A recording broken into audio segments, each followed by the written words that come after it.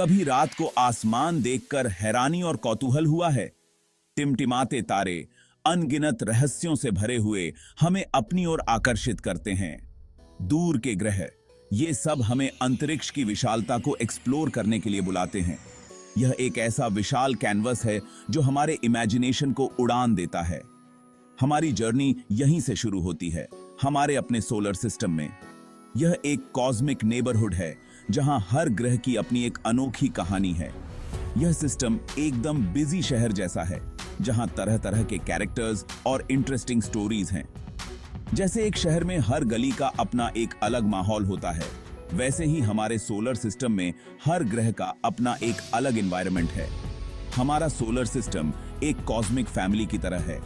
हर सदस्य का अपना एक यूनिक रोल है और सब मिलकर एक हार्मोनियस सिस्टम बनाते हैं। इसके बीच में है सन, चमकता हुआ तारा जो हमें रोशनी और गर्मी देता है। यह हमारे सोलर सिस्टम का हार्ट है जो सभी ग्रहों को अपनी ग्रेविटी से बांधे रखता है।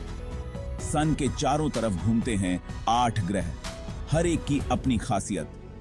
कुछ रॉकी हैं, कुछ गैसियस और कुछ आइसी। मर्क्यूरी की तेज गर्मी से लेकर नेपट्यून के बर्फीले मैदानों तक हमारा सोलर सिस्टम अद्भुत विविधता से भरा हुआ है। यह डाइवर्सिटी ही इसे इतना फैसिनेटिंग बनाती है। लेकिन यह कोई स्थिर चित्र नहीं है, यह एक डायनामिक सिस्टम है जो हमेशा बदलता रहता है। हमारा सोलर सिस्टम लगातार गति में है, एक भव्य कॉस्मिक डांस जहां सब कुछ एक दूसरे से जुड़ा है। यह डांस हमें यूनिवर्स की इंटरकनेक्टेडनेस का एहसास कराता है। यह समझकर कि हमारा सोलर सिस्टम कैसे घूमता है, हम इसकी जटिल सुंदरता की सराहना कर पाते हैं और ब्रह्मांड के रहस्यों को उजागर कर पाते हैं। यह नॉलेज हमें यूनिवर्स के और भी गहरे रहस्यों की खोज के लिए प्रेरित करती है। तो चलिए खोज की एक यात्रा शुरू करते हैं। यह यात्रा न केवल हमें हमारे सोलर सिस्टम के बारे में सिखाएगी, बल्कि हमें यूनिवर्स के और भी अनगिनत रहस्यों की ओर ले जाएगी। सदियों तक लोगों का मानना था कि पृथ्वी ही ब्रह्मांड का केंद्र है। यह विचार प्राचीन खगोल शास्त्रियों और दार्शनिकों द्वारा समर्थित था, जिन्होंने सोचा कि सभी खगोलीय पिंड पृथ्वी के चारों ओर घूमते हैं। हमें लगता था कि सब कुछ हमारे चारों तरफ घूमता है। यह धारणा सदियों तक प्रचलित रही और इसे धार्मिक और सांस्कृतिक मान्यताओं का भी समर्थन प्राप्त था। हालांकि 16वीं शताब्दी में निकोलस कोपर्निकस नाम के एक बुद्धिमान खगोल शास्त्री ने इस विचार को चुनौती दी। उन्होंने अपने अवलोकनों और गणनाओं के आधार पर एक नया सिद्धांत प्रस्तुत किया। उन्होंने एक क्रांतिकारी विचार प्रस्तुत किया, पृथ्वी नहीं बल्कि सन हमारे सोलर सिस्टम का केंद्र है। यह विचार उस समय के लिए बहुत ही साहसिक और विवादास्पद था। यह मॉडल, जिसे हीलियोसेंट्रिक मॉडल कहा जाता है, ने ब्रह्मांड के बारे में हमारी समझ को बदल दिया। इस मॉडल ने यह दिखाया कि सभी ग्रह सूर्य के चारों ओर घूमते हैं।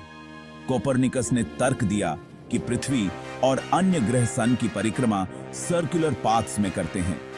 यह विचार खगोल शास्त्र में एक नई दिशा की शुरुआत थी।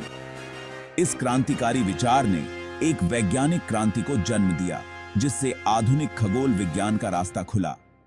इस क्रांति ने हमें ब्रह्मांड के बारे में और अधिक जानने के लिए प्रेरित किया। इसे एक मैरी गो राउंड की तरह समझें। जैसे एक कैरोसेल में सभी घोड़े एक केंद्रीय ध्रुव के चारों ओर घूमते हैं, वैसे ही सभी ग्रह सूर्य के चारों ओर घूमते हैं। सन इसका केंद्रीय पोल है और ग्रह उसके चारों तरफ घूमने वाले हॉर्सेस हैं। यह मॉडल हमें यह समझने में मदद करता है कि ग्रहों की गति कैसे होती है। प्रत्येक ग्रह अपने निर्धारित रास्ते पर चलता है, कोई सन के पास तो कोई दूर, लेकिन सभी सन के केंद्र के सापेक्ष गति करते हैं।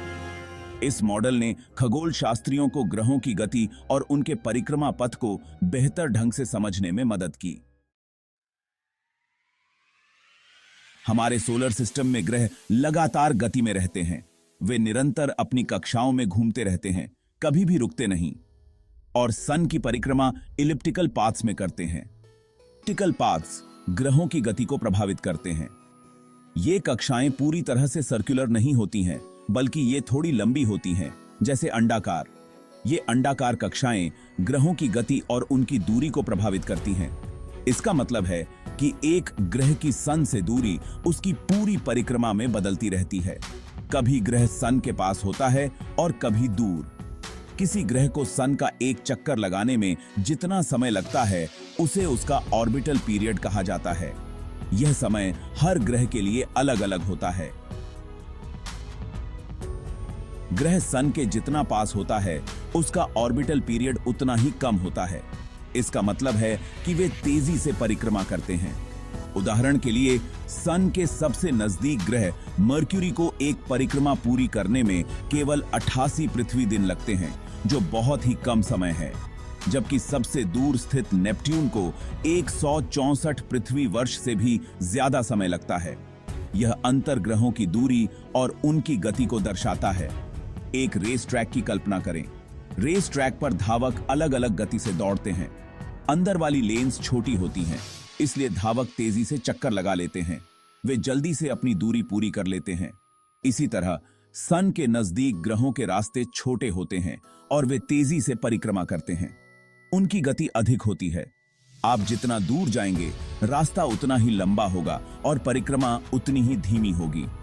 बाहरी ग्रहों की गति धीमी होती है और उनकी परिक्रमा का समय अधिक होता है। जहां ग्रह सन की परिक्रमा करते हैं, वहीं सन भी गति में है। हमारा सोलर सिस्टम मिल्की वे गैलेक्सी में स्थित है। यह एक विशाल स्पाइरल गैलेक्सी है जिसमें अरबों तारे हैं।